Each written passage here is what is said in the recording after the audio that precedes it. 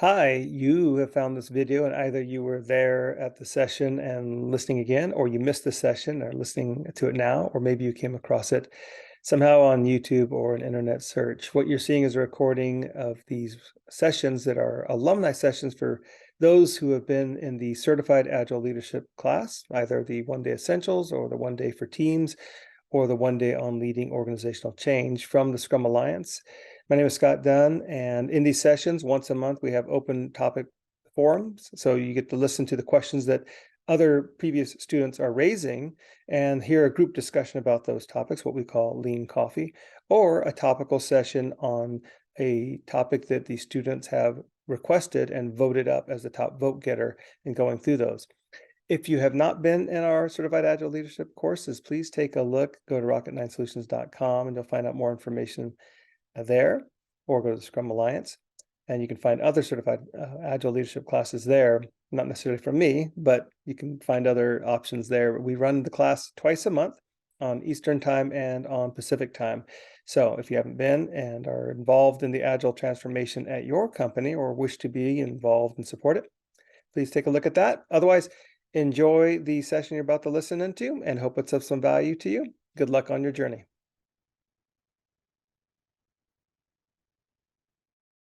A couple other things that were interesting on that have come up recently. There was an interesting blog post by Bob Galen. For those who don't know Bob Galen, he's also a enterprise coach, and I have a lot of respect for Bob.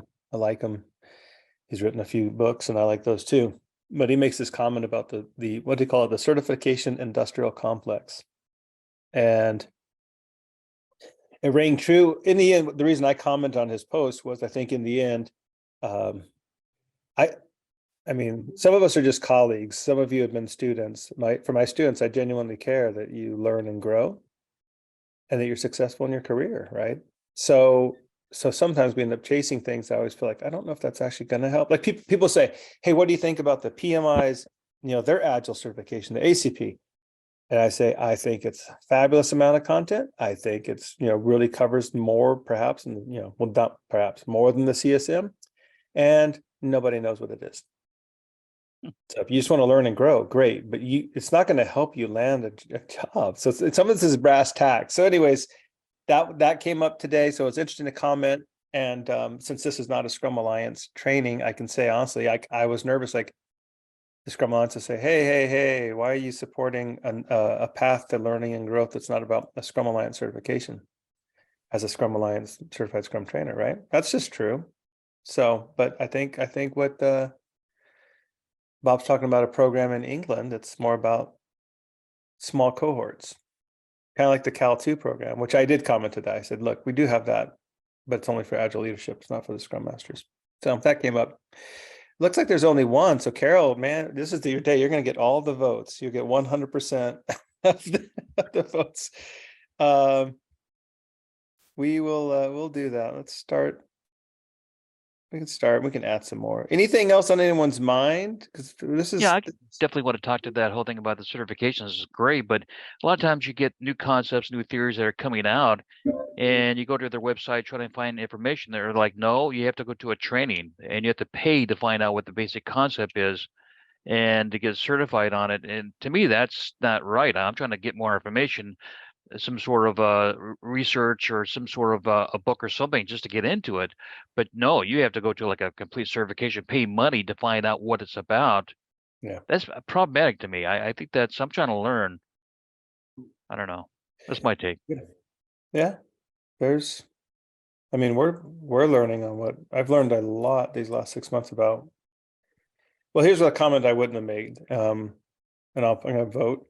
I'll vote on Carol's. Because I didn't want to sound negative, but I think I feel the group that shows up here is a level above. We're more like truly professionals. We're not just people running around, throwing out Agile terminology and fronting. I think that's the term the kids use. Fronting like we're really Agilists. Like this group I feel is seasoned. So here's what I would have put in LinkedIn if I didn't think it would have been taken wrong by too many people. And that is, let's be honest, I could offer a fabulous growth program that takes a lot of time and is very thorough, et cetera, and no one will sign up for it. We've done that, by the way. because what people want is essentially quick and easy. I want yes, I want to learn, but more importantly, I want the appearance I know this stuff within 2 days. I don't got more time than that. Well, then, and let's be honest, we can knock certifications. I know some fabulous people who know some really cool stuff. We even help them, like we'll list their classes, we'll put stuff up. No one signs up for it. It's not certified. This just is what it is. I mean, so some of this is just we're humans. So I'm all for some of these things, but I'm thinking these things, they've got their issues. Yes, Ben. Yeah, I think you hit it right at the beginning, is you need to understand what outcome are you looking for. You know, if you're interested in learning and getting better at what you want to do, there may be a small intersection with, I want to get a job. I want to do the things that will help me get a job. There is an intersection in there, but they are separate things. It was actually at an open space, the first open space I ever went to.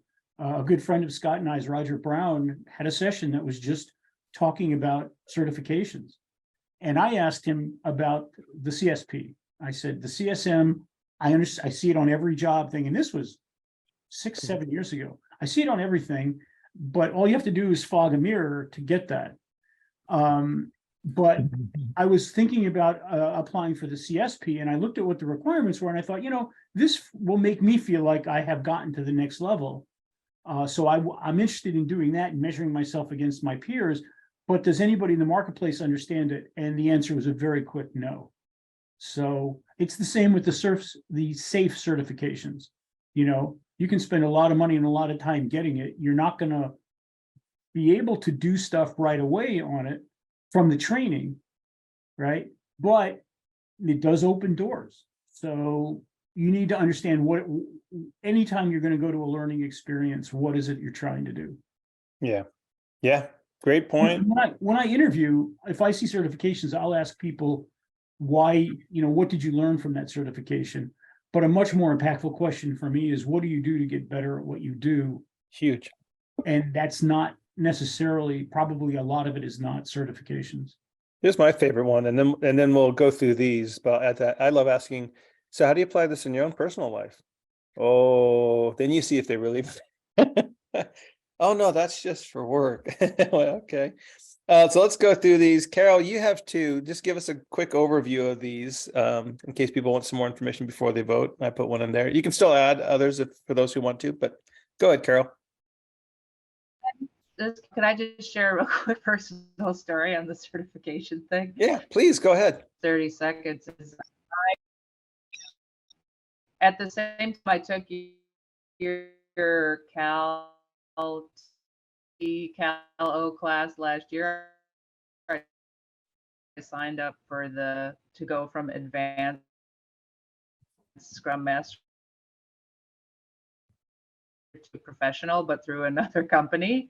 And I'm still working through that program. Like, the program is so rigorous in the amount of homework and stuff that it has, and that they want you to practice like at your job, that it's taken me 9 months to get through.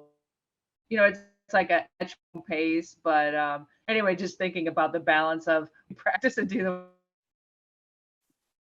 and definitely, a balance, and that it's essentially taken me, what is like 9 or 10 months to get that additional certification. Whereas I'm guessing other programs, it might be 2 days learning and then they give it to you. Yeah. So anyway, Am I the only that I picked that one, and it's taken me a long time. Am I the only one? The two that I have, I guess in there is one at our organization. I work in an agile enablement office, a small group, and I've been asked. Go ahead. Can you not hear me, or? It was cutting out. Yeah, I was wondering if I was the only one who heard you, Carol, going in and out with some delay.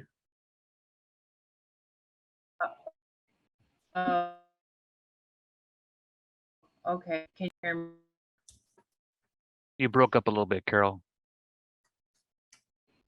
I don't know, audio problems. I'm not sure, or I mean, internet problems. But Yeah, well, while you give us your overview, turn off the video and see if that helps on the upload, and we'll listen.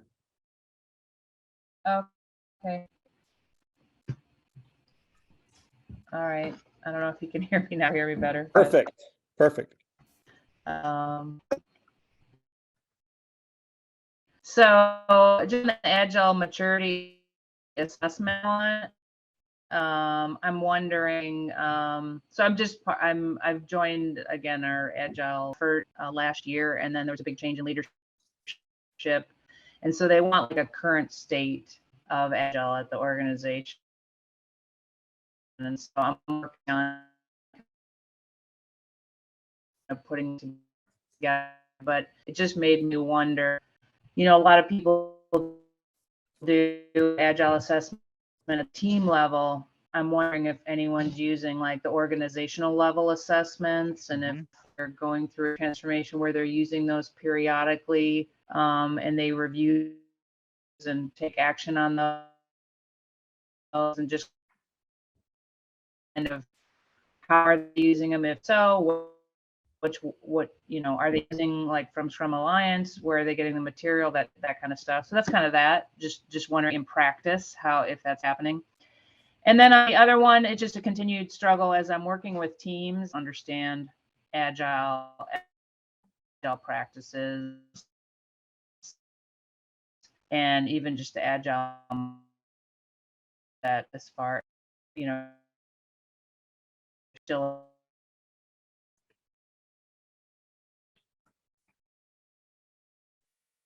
It just dropped at the end there, Carol. Everything's going okay. Might look like. I don't know what part you heard or not heard. Okay. So, Well, I think that question is pretty clear, so we'll run with that. And I understood. I did catch everything you said about the assessment, so I think that's helpful. Unless anyone else has questions for clarification on those two. And I put one on there, and again, feel free, whatever's on your mind. I added one because there's something very interesting to me that came up. I'm going through, or just finished Patrick Lencioni's, I don't know, 3 reasons CEOs fail. No, 5 temptations of a CEO. And like all of his other books, it's really good. I really enjoyed it. But there was a similarity because then later on, I heard this comment on a sports radio where very clearly there's a pattern of top performers. In this case, we're talking about quarterbacks, very successful, great track record, and then completely fell in the NFL, in the professional league. And why is that? And then the similarity between both of those is that essentially it's all about them. And if it's all about them and looking good, all sorts of bad things can fall out from that. So I thought that was really interesting. The similarities are interesting. I also made me think, for those who are frustrated, senior leadership isn't supporting you. Well, if it's this kind of CEO, they probably never will.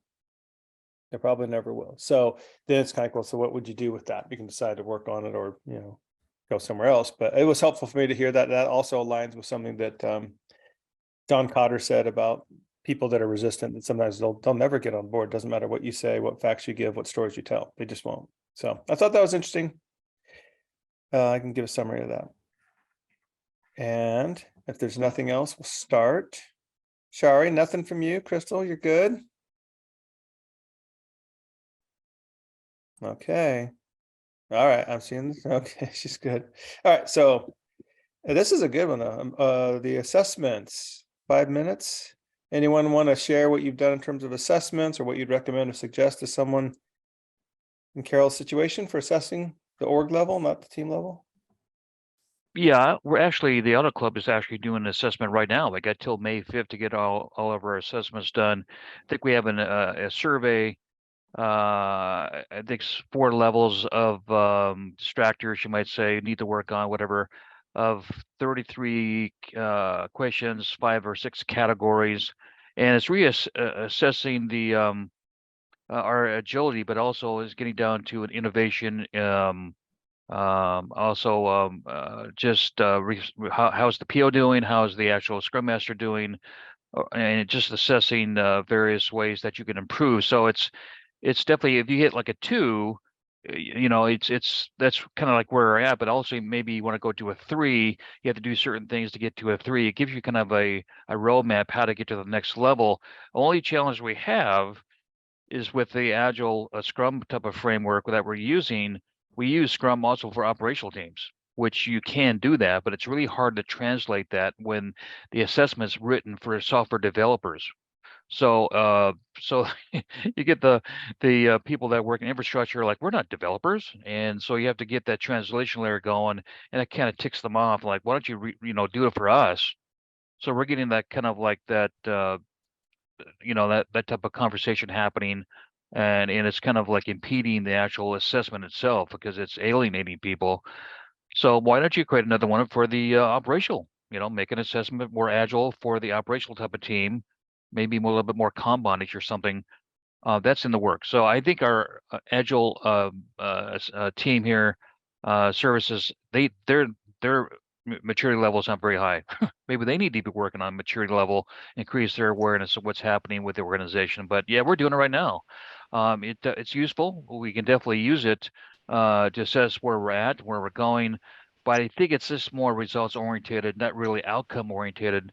And management likes numbers, and it's just like, is there a lot of value there? That's one question. I don't know. Ben? Is Go ahead, Carol. it a custom? Yeah, Carrie, you're breaking up. You're breaking up. Or put it in the chat. The chat. Yeah, let me get the chat here. But I think it's good to have an assessment. I know it's, the CMMI assessment, a little bit different focus, of course. With Agile, it's a little bit different. I don't know. Yeah, it's custom. Ours is custom created. We create a customized, fill out the questions. But I think there's some value there. I think it does help, but it definitely depends on what type of, if you work in a more of a component team environment, you're going to be, it could be problematic. So I'll jump in if you want. I'm very, very anti-organizational assessment because the bad behavior, especially if you're capturing things and reporting them to the management side, just especially in an organization that's older or in transition, erupts, and I don't find a lot of value in it. So conversely, I would say that if you have a agile organization and you have an agile enterprise coach, like the role I'm in with other coaches under it, I consider it to be my responsibility to consistently assess, and the coaches under me to assess, and the Scrum Masters under them to assess the maturity and denote issues for improvement. So it's your responsibility to identify areas that can be coached up, areas that can be improved, and things like that. But as part of a formal mechanism to report to managers or supervisors, or Yeah, what's the purpose, right, Scott? Exactly. Yeah. Totally agree. It's more anti-behavior than it is positive behavior. And where's the value? Yeah, I agree. So I normally am not a big enjoyer of assessments with 53 arms of a spider chart, and the data, the difference between a 2 and a 3 is indeterminate. But I've really become a fan of the Path to Agility, just the whole program. But part of that is it has an assessment component, and it works at the team, the system, and the organizational level. But what I like about it is it feeds back into the business outcomes that the company thinks are important. So you're not just saying you're doing well here, you're not doing well here, or you have room to improve here, but also that it feeds back into the things that they said were important.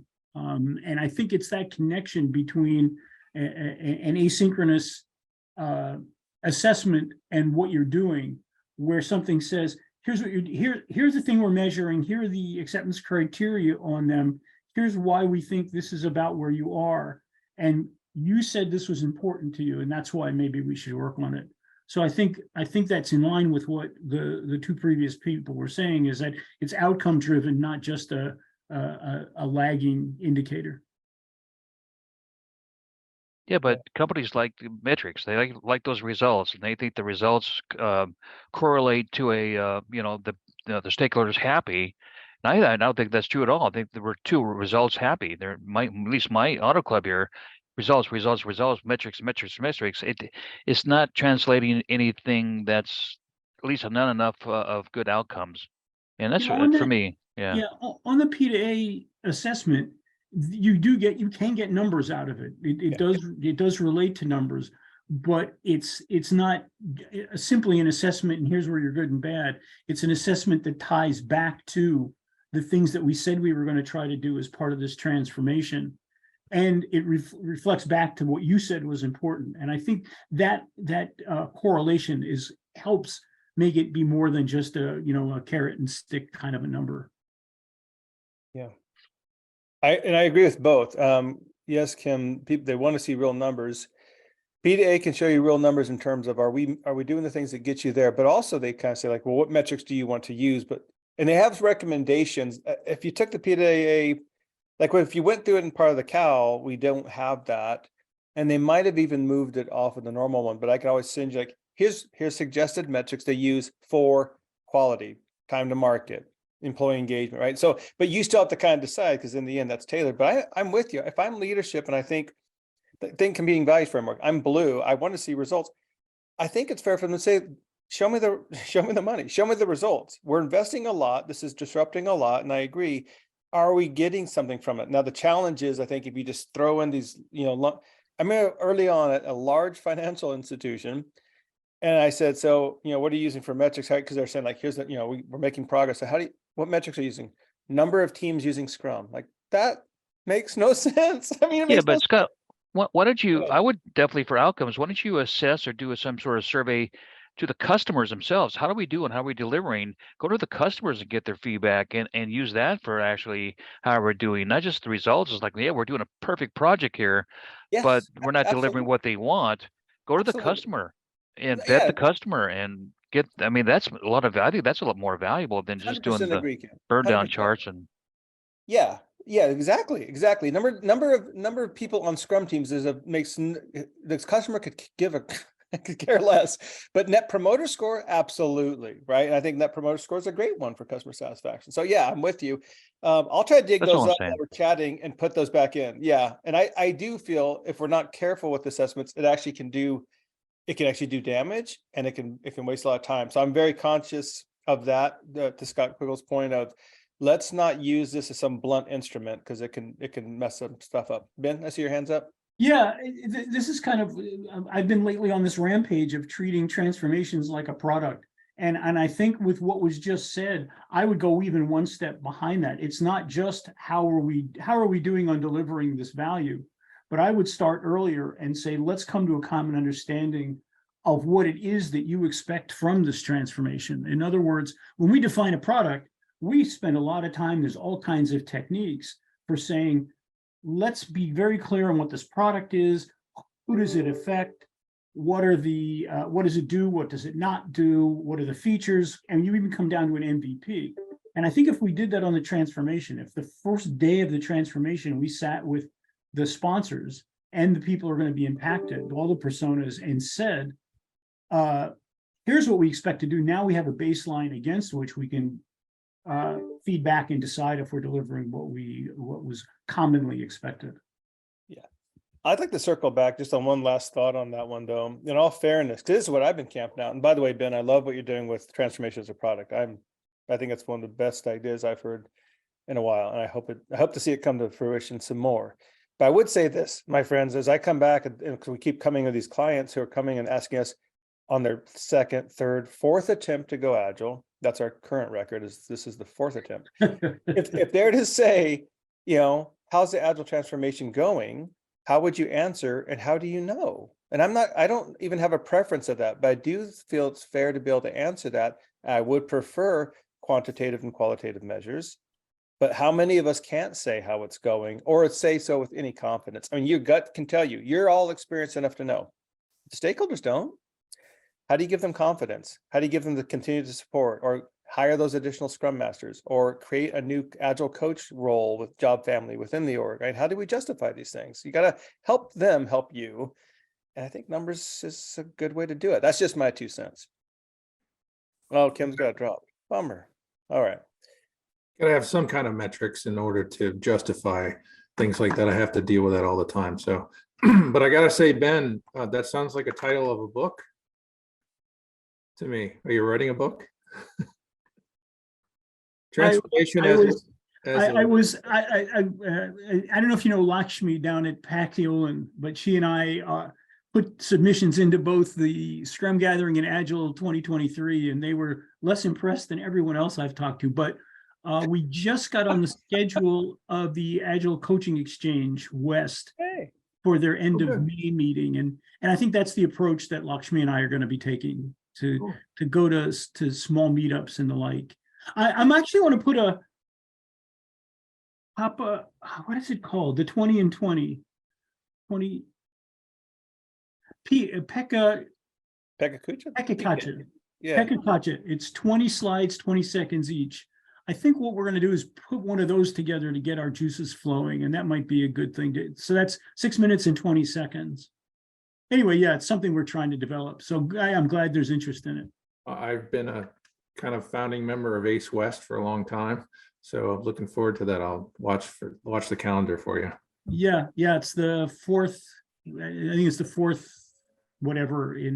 We're on the schedule, and it should be in the meetup. And if Alicia would keep prodding me, we'll get the bios and the discussion up there. So Send that, by the way, Ben, send that info, because we'd love to send it out to all of our people. Sure. Yeah.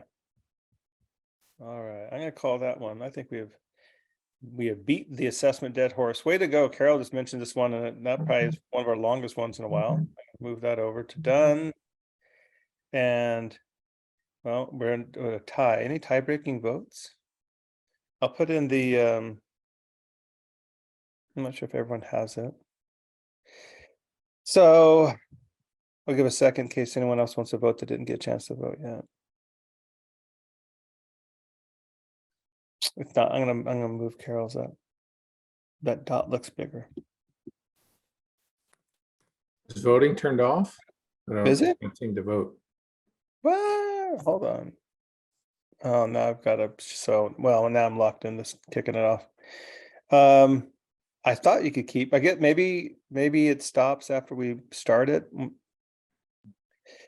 Yeah, you're seeing Scott's love-hate relationship with tools. I guess you can't keep voting. So we'll kick this one off. I was just gonna put in something quick on this, and that is the mindset shift.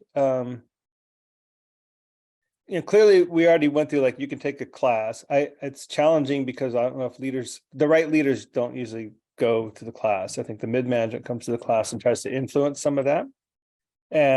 But you could take, like, our classes based on Bill Joyner's Leadership Agility, and they do offer a 360, and then coaching through that, which could be an option. But there's lots of 360. Leadership Circle is a really good one too. And then there can be support for that. So that might be an option, just saying, hey, we just want to, HR is usually very supportive of it, and say, we'd like to do a profile it, and then see if you can get the supporting training after the assessments. One thing to get the assessments, a very different thing to try to help them shift the mindset. If you could equip your internal Agile coaches with that same information so they can meet with them one-on-one, tremendous support and help. But that means the Agile coaches have to kind of go through and, like, I know the model, I know how to help them with it, I know how to maybe even administer the 360. Agile Leadership Journey does have a whole bunch of people who are certified by that Leadership Agility group from Bill Joyner. I mean, I am, but I don't really do that. I don't focus on that. But you can find plenty of others. That's mainly what they do. I think that would be a tremendous help and support to you. That's my 2 cents. Anyone else on helping leaderships as far as a program or tool, assessment, etc.?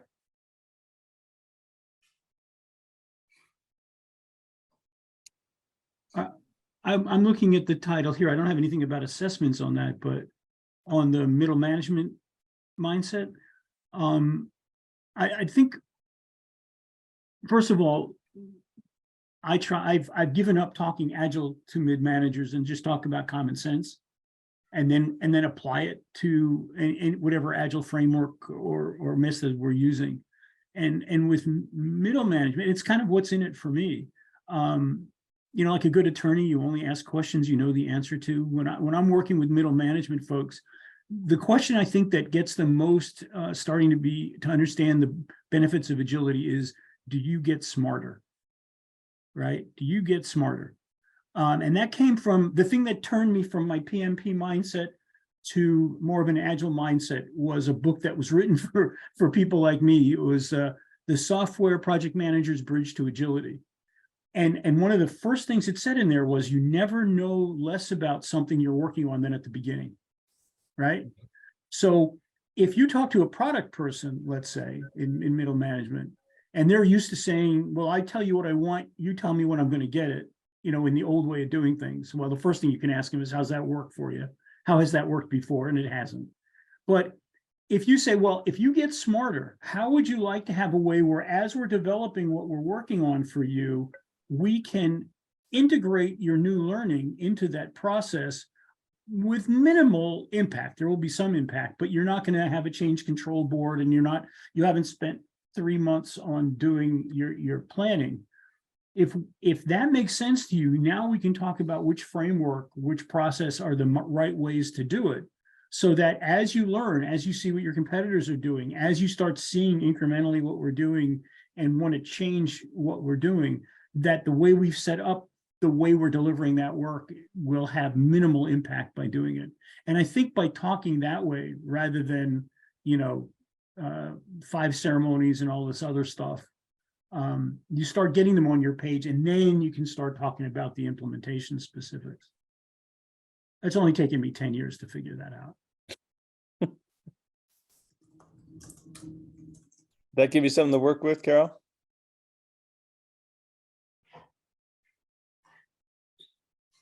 That's a resounding yes. All right. Good. Oh, okay. That's fine. But again, follow up, Carol, because I think it could go in a couple of directions, and I probably want more information on that.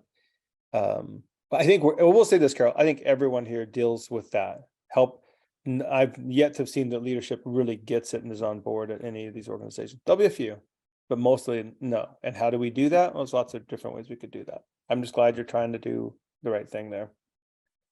Ongoing. All right, so I'll let that one wrap.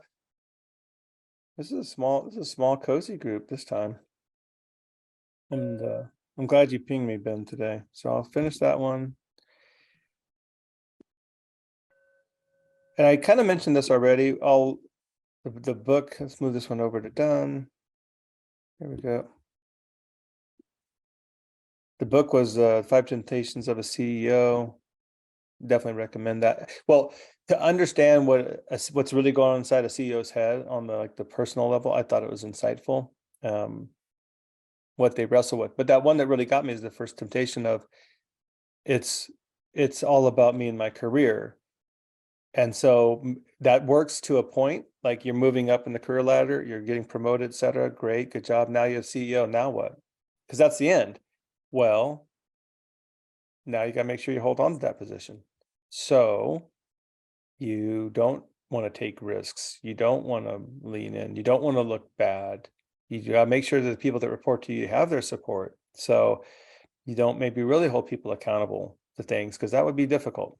That would trouble this relationship that I want to make sure stays strong, because it's essentially, I've got to defend my position now. And when I heard that, I thought that explains a lot of different things that I've seen.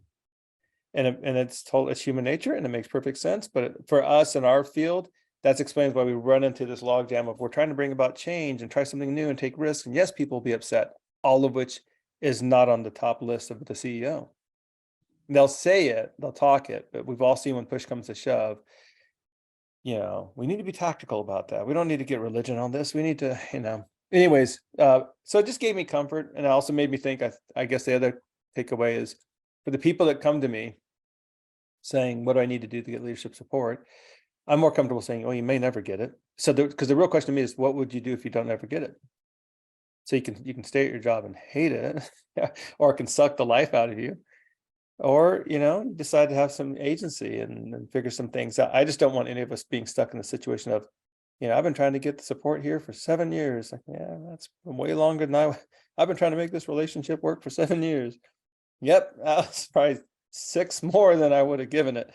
So I think there's more there, but I also found it fascinating, the corollary with the top quarterbacks who struggle in professional sports, because what they found was, and it takes some sneaky kind of interviewing before the draft day, but they can tell the ones that are equally exceptional, but one really, it's all about looking good.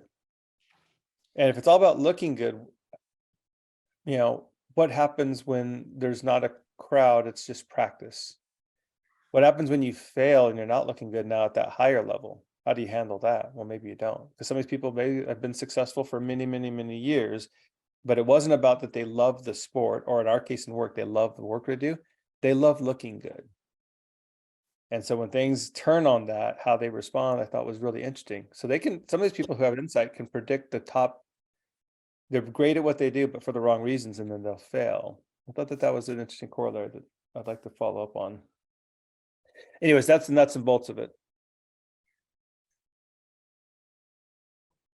I have no preference. And since it's mine, I can just finish it. We might be out of class early today. How about that? You know what? It's Friday. Take the rest of the day off, everyone. Anything else? I'm trying to think of it. One, thank you, Ben, for mentioning that about, I was going to say for announcements, but thank you for mentioning it. I'm really excited that you're continuing on with that. And I'd love to pick up our conversation about any way to support or help or even participate in it for whatever that's worth. Any other announcements though from anyone else? I will say I just got told by my team that like the next 3 cows are all guaranteed to run, which is shocking. But if you want other people to join in, just know that those ones will run. And the Path to Agility one's going to run, which is very rare too. So if you want to go through that, we actually are kicking off one this week. And so we actually set out the links for them to do the scoring and assessments of those Agile, the Agile outcomes they want, the top leadership, and see what they say. So it's interesting because you're watching people who are nervous, but the groundswell is moving, and we'll see what the assessment does with that. But I'm really excited for them for that. And there's another transformation we're just kicking off. I'm more just watching as a fly on the wall, but getting a neat chance to see how different Agile coaches do some of these things, and how important process is as an approach to your Agile coaching toolbox. If you're good with process, like hand holding them through all the steps and tell them what the steps are. I was watching it, like that really gives them comfort. We got great feedback. The agenda set, here's what's going to happen next, this is what you need to do. These are emails are going out. So those are some things going on, but that's all I got on announcements. Question. And Question for you. Do you attend the retreats? I did. I'm not going to this one. There's been times I actually literally just came in just for the day of the retreat and didn't stay for the conference. You mean the Scrum gathering? No, the coaching retreat. Oh, I have not done a coaching retreat from the Scrum Alliance, or a different one. You mentioned AC. Scrum Alliance, yeah. Yeah, I keep hearing mixed reviews. So if you're thinking about going, send the information to me. I'll take a look. I keep checking and I think about it and then I wait. At first it was just one in Queensland, and now it looks like there's 2, one in Greece and one in Queensland in Australia this year. So if that's in your wheelhouse, here's why I ask. Let Okay, me go ahead. interrupt you, because years ago I looked at everything and I said, my goal is to be an enterprise coach. And Scrum Alliance does empower you if you get the CEC to give some basic certifications for people that you're working with, things like that. So there's an additional value to it. And so I put my toe in the water back then, and I didn't like the responses that I got from some of the sponsors. And so I disengaged. And then recently I had the opportunity, me and another senior coach at CAT decided to go take the ICP ENT,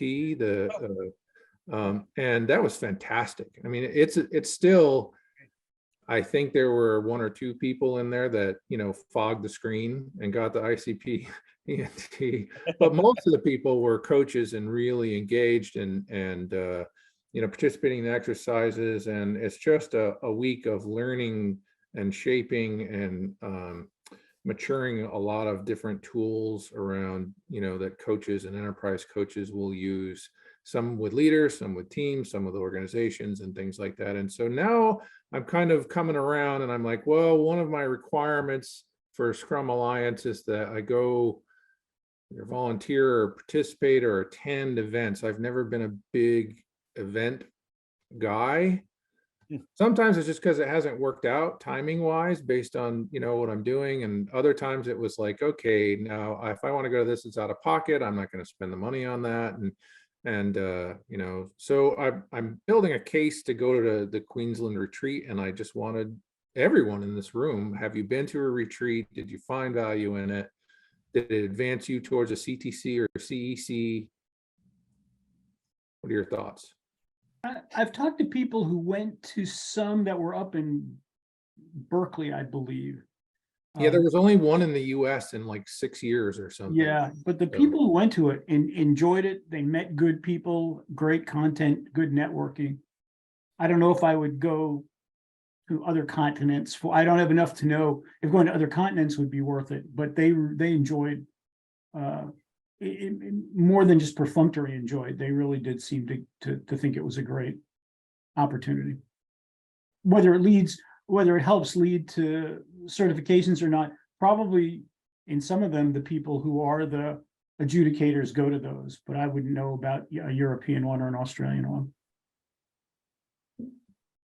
Yeah, I have been to some great retreats. They weren't like the official Scrum Alliance coaching retreats, and got a lot of value. But the truth is, now I'm reflecting on that, Scott, it's because of who was there. If the right people are there, it can be fabulous. And if they're not, you're sitting there like, this sucks. The snacks are good, but there's no meaningful conversation here. So, and I'm big on community. I think there's a lot of value that comes out of it. We used to host, we did an Orange County Scrum Day. We've done leadership summits and that kind of stuff. And I really, really like it. And I just haven't entered back in since COVID. So I'm intrigued by what you're saying, Scott. I think I'd like to maybe keep that thread going, because I'm not sure. I hear mixed reviews on the Scrum gathering coaching retreats, and that's sad to me, because it should be already this great set of people. And I'm just not hearing consistently good stuff compared to others. So maybe there's other offerings. If years ago, like Ben, you mentioned Alicia. Alicia was trying to get me to go to London with her to the coaching retreat when it was in London, because they rarely have it in the US, right? That one in San Francisco was like the only one in 10 years or something like that. So, and she believed in it and told me it was valuable, but I mean, that might just be the circumstances. So she got good value out of it? Am I hearing you right? Yeah, but it was Okay. a long time ago. It was 6 or 7 years ago, at least. Okay. Well, I think there's something there, to be honest. I've been coming back to that for a while, and it's not hard to put something like that together, really. And the fact that there's not been one in the US for this long is sad. And why the heck not? There's a whole lot of coaches here. But anyways, or maybe there's a hybrid version of we'll just do an online one or a small one and see where it goes. But mainly I go back to, if we get the right people there, it'd be cool. Bring in Roger Brown, see if Lisa Atkins would show up for a little bit, maybe Jeff Watts would join from the UK, get Bob Gale. I don't know. I'd be happy to reach people, because I think even like what Ben was just saying, you get these new ideas like, wow, that's really cool. I haven't heard about that before. That's the kind of stuff that I would like. So anyways, if you're really noodling about it and you want to find a different option, let me know. If you just want to try that as a flyer, go for it. Probably won't regret it, but I just wish I can't comment more. I wish I could. Oh, there it is. Thank you. Yeah, we should be better about this. I don't know. Okay. Glad you asked. I'm glad I could be of no help to you on that one, Scott. Can't say anything. If I'm spending Kat's money, am I putting it in the right place? So I do think the Orlando event is no good for me, because I have a family vacation in Hawaii this year, so I kind of crossed that one off the list. So you gotta do what you gotta do. So yeah. So I'm like, I really should, if I'm gonna ever get back to advancing myself towards CEC, I need to go to some of these Scrum Alliance events. And I think the CEC is worth it. I know it's been a battle for some people. I need to check and see if Larry Law had got his CTC. For those who know him, I thought he did. But I'll also add this, Scott, if you help put something together and you got people that'll help you, I'll help you. That would look really good. Like you help organize it. I've seen that be big help for some people. And like I said, nowadays, virtually, it doesn't have to be a massive load to carry. But I will say of all certifications, the CEC is to me by far the most valuable to me. And it's not even, doesn't even really have market value. It means a lot to me that my peers said, we think you know your stuff. That's And it. I've gotten to work with maybe a dozen CECs. Everyone was top notch, present company included. Oh, where's my little heart emoji? But I mean, you have the think about it. CST also, right, Scott? What? You have the CST. I have the CST as well. Yeah. Now, I just want to tell a story since you brought that up, Scott, because I was reflecting on that CEO quarterback thing, and I'm thinking, what was my motivation? And the great thing about it for both of those, it was I just wanted to keep learning and growing. And the CST at that time was like, well, that's how you do it. It was never about the money. It was never about the classes. It's like, well, this is the path to go at the time. And then the CSC, then CEC came out later. And I'm so grateful for that. Pursuing for that reason. I was talking to Mike Cohn about what you need to do for the CST, and then at the time it was 5 and 5, and when I saw that, I was like, no, I don't know how I can make that happen. You have to co-train with 5 different trainers 5 times each, right? I know. I'm like, that's ridiculous. I can't do that. I can't go away from a current job. If I was between jobs, I couldn't afford to do that. How do you make that happen? So that thing has been a subject of contention for a long time. It might change. You can keep your eyes open, but I do agree it's incredibly valuable. But yeah, I know a guy who spent like $50,000 just trying to get all that checked off the box. It's tough. It's tough. But also, I will say now the market, I would never tell someone. I've actually told some people like, you do not want to enter this crazy post-COVID market where you're competing with people from India to do the class. I mean, it's like it hits all these other areas. So I'm kind of glad actually that is one way as a driver for people wanting to become CSTs, because I want the people to get in front of others to have the right reasons, the motives, not the sage on the stage, because it goes back to that quarterback thing. Well, great, now you're the Mr. Expert. It can do bad stuff to people. So CEC 100% yes, and there's some other pluses that might be of interest to you, but and we've helped a few others on that journey if you're interested in what that could look like. But I'm glad you're looking into it. I think community's good. Got to take off. Okay. All right. See you, Ben. Bye, Crystal. Scott. See ya. All right. See you, Carol. Good talking to you, Scott. It's great to see you. Thanks for coming. See you soon, Ben. Yeah. East West. Yep. All right. Bye, everyone. Bye.